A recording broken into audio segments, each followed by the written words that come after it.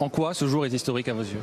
Il est historique d'abord parce que c'est un moment où le pouvoir des femmes fait irruption dans une société qui autrement tend à la réduire, à l'anéantir. Nous sommes quand même dans un système patriarcal, c'est-à-dire où la société est vue sous l'angle du désir masculin, de son pouvoir.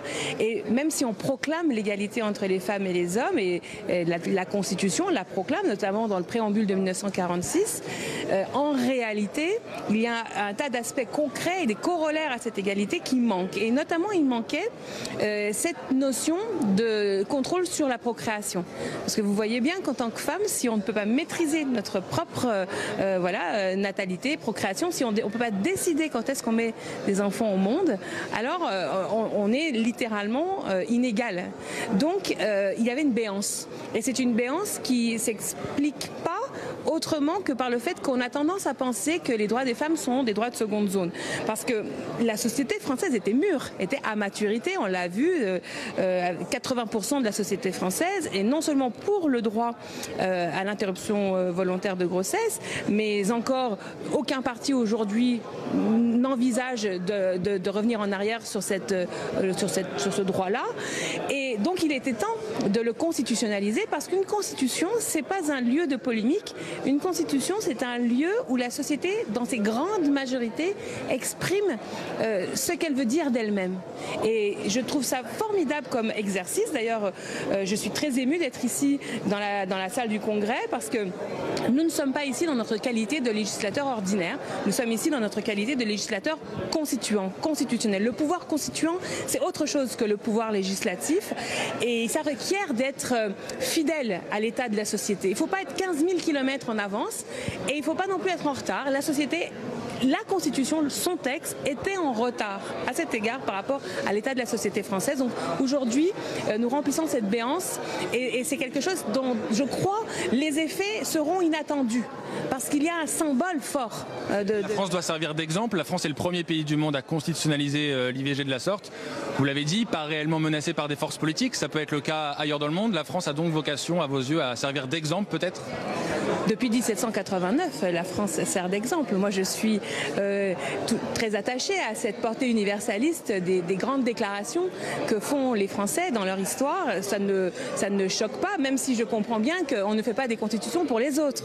On fait des constitutions pour nous-mêmes. C'est la nation qui s'exprime dans sa façon de se voir. Mais c'est évident que les femmes partout dans le monde vont nous regarder en disant bravo les Françaises et bravo les Français aussi, parce que c'est quand même tout un peuple qui aujourd'hui affirme cette grande liberté, et nous devons en être fiers. Je pense que ce moment fait du bien à la France. Voilà.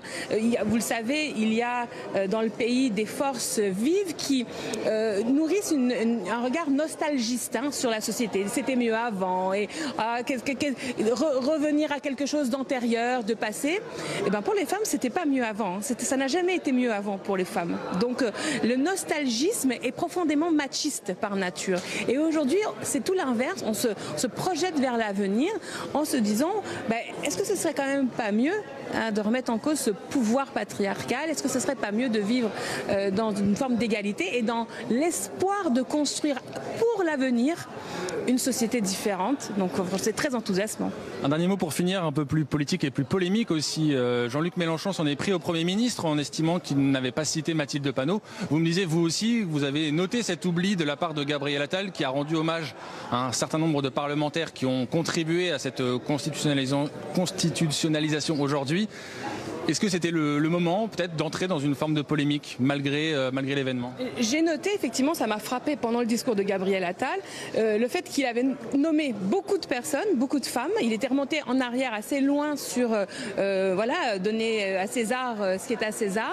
Et ça s'est arrêté à Alban Gaillot, qui est celle qui a porté la loi Gaillot il y a 3 ans pour améliorer l'accès à l'IVG. Ça s'est arrêté à Mathilde Panot, à Mélanie Vogel, qui n'ont pas été citées.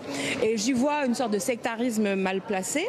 Je préfère à l'inverse, contrairement à ce qu'a fait Gabriel Attal, citer tout le monde. Et il faut citer évidemment Mathilde Panot, qui a pour la première fois initié la discussion constitutionnelle sur une proposition de loi constitutionnelle. Il faut citer Aurore Berger, qui a eu le panache de se mettre derrière la loi Panot, alors qu'elle avait elle aussi une proposition de loi constitutionnelle sous la main. Il faut citer Mélanie Vogel, il faut citer Laurence Rossignol, il faut citer les femmes du centre de la droite au Sénat.